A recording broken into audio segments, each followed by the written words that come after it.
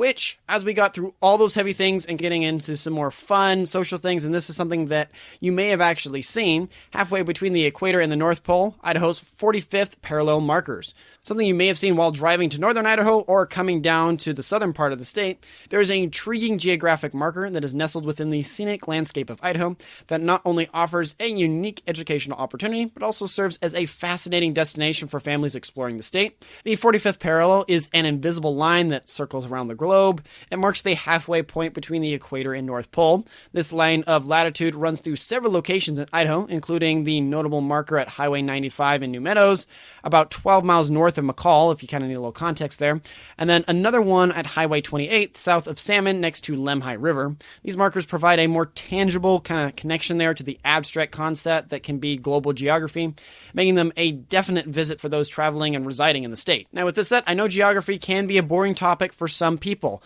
but I think this is one that's going to be really interesting, or at least it'll be helpful to know on those trivia nights when you need to score someone up. But the first question generally is, when I was researching this, which is, what is the 45th parallel? Well, the 45th parallel is a circle of latitude that is at 45 degrees north or south from the Earth's equator, which, for those not familiar with some of those terms, think of a ball and draw lines on it from the top to the bottom, equidistant from each other. That's the longitude. You can remember that because it has to be long to get from the top to the bottom. Then you draw another set of lines on the ball that go around it, starting with a loop at the bottom and making equidistant loops until you get to the top. That's the latitude. You can remember those because it's like a ladder, latitude, ladder. You climb it as you go from the bottom to the top. As for what the equator is, for anyone who doesn't know, it's the halfway point between the North and the South Poles. If you cut it in half, then you would have the northern and the southern hemispheres. So what makes this special?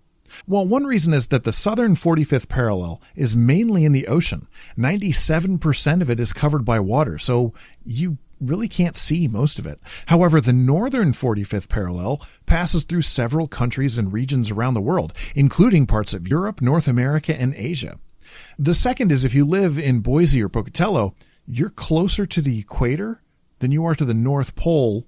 And on the flip side, if you live north of New Meadows, like in Lewiston or Moscow, you're actually closer to the North Pole than you are the equator. So it's kind of cool. And then thirdly, it marks an interesting middle point in the state for daylight hours, because Idaho is a more extended state from north to south. In New Meadows, near the 45th parallel, the longest day of the year occurs during the summer solstice on June 20, 2024, with a daylight length of 15 hours and 40 minutes. And then the shortest day of the year is during the winter solstice on December 20, with a daylight length of 8 hours and 49 minutes. For comparison, on June 28 up north, Sandpoint has a daylight duration of 16 hours and 22 minutes, from sunrise at 4:48 a.m.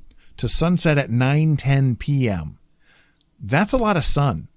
And then in the south, Boise's at 15 hours and 18 minutes, significantly less.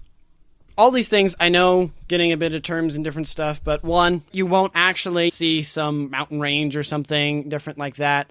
But it does have effects, especially with the daylight element. That's one part I did know while researching this, of how drastic it would be. And then the other part that for me that was also eye-opening was that most of the time we think of Idaho as a pretty northerly state, right? And we think we're in the mountains, we're in the north, right? But half of the state, and where most of us live in the state, are actually closer to the equator than we are the North Pole. Now, if you're up in Sandpoint, then yeah, you have the right understanding of all the pines and trees and snow and stuff. Yeah, you're definitely more further north in that sense. But it's something that I also didn't realize, because I always thought, yeah, just Idaho's more northernly, and that's what we are. Yeah, it's really interesting when you start looking at the geographical landmarks that are in and around the United States. I remember looking at being in Colorado and going to the Continental Divide. And there's a sign on the highway that's like, this is the Continental Divide. And you're like, that's so cool. On this side, the water goes that way. And on that side, the water goes the other way. And it's really cool. And there was a point that was made earlier that it's a way to help connect you to the world around you. And I think that's something that's so important, and so important for us as young people who are growing up in this world. And especially for the young people, for my children, one of the most important things for them to realize is this world is so much bigger than you, which is a really good thing because it connects you to the world around you, even though you're a really small part of it. The exciting thing is that individuals can do big things that change a lot, but still, you're a small piece of the puzzle. And that's a really good thing to know. You can be fearful about that, about how massive creation is, or you can, I would say as a believer, a Christian, you can praise the Lord for how wonderful and how vast and how beautiful it truly is, that he created this place for us to both explore and to understand, to be good stewards over, and to have dominion over. With this, I think it's a really cool element, especially I know there's a lot of hiking trails that are up towards New Meadows. If you're just traveling there, the kids, maybe, especially for homeschool families, wink, wink, been there, done that. It might be a really cool spot to just stop, stretch your legs, and then say, hey, look, kids, and then explain this and go through this to just be an interesting part to ground you to understanding, yeah, this is a cool part that in North America we get to see rather than the northern, or the southern one you're not able to see quite as much. It is a pretty darn cool thing and one that I'm excited to know about. Right.